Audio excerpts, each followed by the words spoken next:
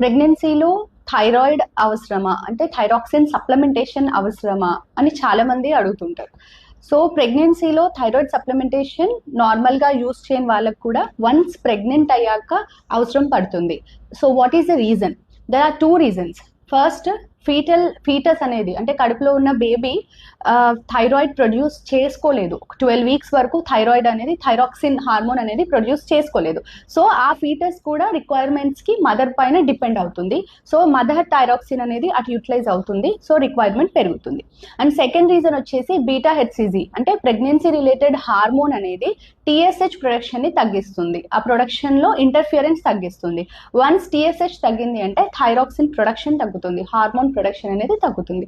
So ప్రెగ్నెన్సీలో thyroxine requirement అనేది పెరిగే ఛాన్స్ ఉంటుంది. సో అందుకే సీరం టీఎస్హెచ్ థైరాయిడ్ టెస్ట్ అనేది ప్రెగ్నెన్సీలో రొటీన్గా చేపిస్తాము ప్రెగ్నెన్సీ కన్ఫర్మ్ కాగానే. అండ్ దాని రిలేటెడ్ డోస్ ఎంత అవసరమో స్టార్ట్ చేస్తాము. ఇట్ డజంట్ మీన్ దాట్ ప్రెగ్నెన్సీలో వాడితే తర్వాత కూడా అవసరమా అంటే no, chances are less. But ఒకసారి టెస్ట్ చేసుకొని చూసి డాక్టర్ కన్సల్టేషన్ తీసుకొని కంటిన్యూ చేయాలా వద్దా అనేది చూసుకోవాలి. Thank you.